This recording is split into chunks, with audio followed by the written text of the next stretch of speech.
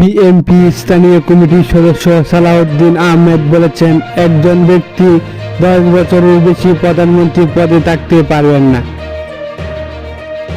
এখানে স্বৈরাচারকে রুখে দেওয়া হয়েছে। প্রধানমন্ত্রীর মেয়াদ 10 বছর নির্ধারণ বড় ধরনের এক অর্জন। সালাউদ্দিন আহমেদ বলেন, রাষ্ট্রের সাংবিধানিক ও গণতান্ত্রিক প্রতিষ্ঠানগুলোকে শক্তিশালী করতে হবে। এই জন্য প্রথমে সাংবিধানিকভাবে বিচার বিভাগের পূর্ণ স্বাধীনতা নিশ্চিত করতে হবে।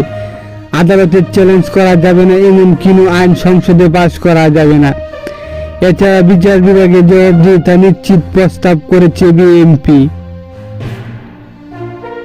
সংস্কার প্রসঙ্গে তিনি বলেন, শুধু নির্বাহী বিভাগকে দুর্বল করে শক্তিশালী গণতান্ত্রিক অবকাঠামো দাঁড় করানো যাবে না। বিচার বিভাগ, আইনসভা ও নির্বাহী বিভাগের মধ্যে ক্ষমতা ভারসম্য থাকতে হবে। এতে কোনো বিভাগ অপর বিভাগের উপর প্রভাব বিস্তার করতে পারবে না।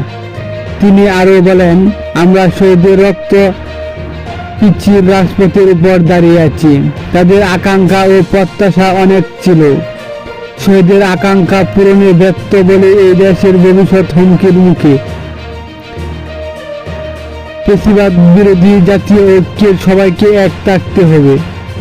তিনি আরও বলেন, গণমাধ্যম স্বাধীনতা প্রসঙ্গে বিএনপি এই নেতা বলেন, যে দেশের গণমাধ্যম পূর্ণ স্বাধীনতা থাকে, সেই দেশের গণতন্ত্র শতভাগ থাকে। তিনি আরও বলেন, সাংবাদিকরা যেন মালিকের চাকরি না করে বিবেকের চাকরি করে।